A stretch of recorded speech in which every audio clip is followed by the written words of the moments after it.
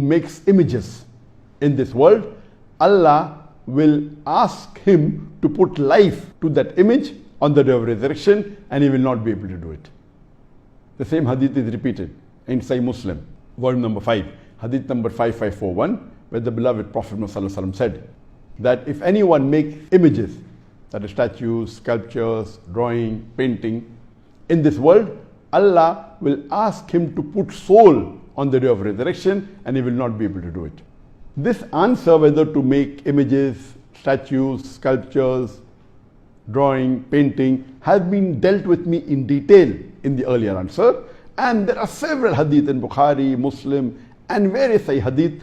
I will not go into details because the answer will become very long, but in short, in Islam, it is prohibited for anyone to make images, whether painting, whether drawing, whether sculpture, whether it be statues, of animate things or of living creatures from the animal kingdom, whether they be human beings, whether they be animals, birds, insects, fish, etc. All these are prohibited, and there are various evidence which we won't go into the detail. Now, coming to this question of what's happened in Bangladesh, that the government had decided to make a statue of a person who's very famous and has done good work.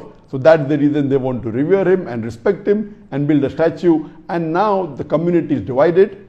Some who are more secular minded are saying that it is okay, we aren't worshipping the statue, just because he did good deeds, we are just revering, and out of respect we are making it.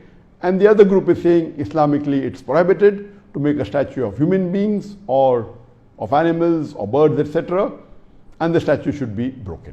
But natural, the first group of people are not following the rules of the Quran and Sunnah, and as I mentioned earlier that there are various hadith in Bukhari and Muslim which prohibit a Muslim to make a statue of a human being or an animal or of a bird, of insects, etc. So based on this, the second group of Muslims in Bangladesh are more correct. And regarding should it be broken, the idols, there are various hadiths. And we know that Prophet ﷺ, when he returned to Makkah, after Fateh Makkah, the first thing he did was he went to Kaaba, and there were about 360 idols in Kaaba. And he went into it and he broke the idols, reciting the verse of the Quran of Surah Isra, chapter number 17, verse number 81, where he recited and he said, وَقُلْ جَاءَ الْحَقُّ وَزَاقَ الْبَاطِلِ إِنَّ الْبَاطِلَ كَانَ زَهُوقًا. When truth is heard against falsehood, falsehood perishes. For falsehood is by its nature bound to perish.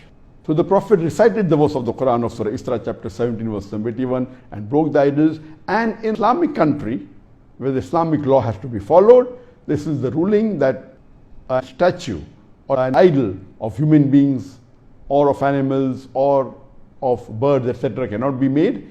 And if it is there, the Islamic ruling is that it should be broken. And that's what the Prophet had told the Sahabas. And there are various hadith in Bukhari, in Muslim, where the Sahabas have been instructed by the Prophet to break the statue. And even according to the fatwa of Ibn Taymiyyah, Shaykhul Islam Ibn Taymiyyah says that the statue should be broken, especially if they fall in the two categories. If it's of a deceased person, of a person who has died, or if the statue is put on the grave, it should be broken.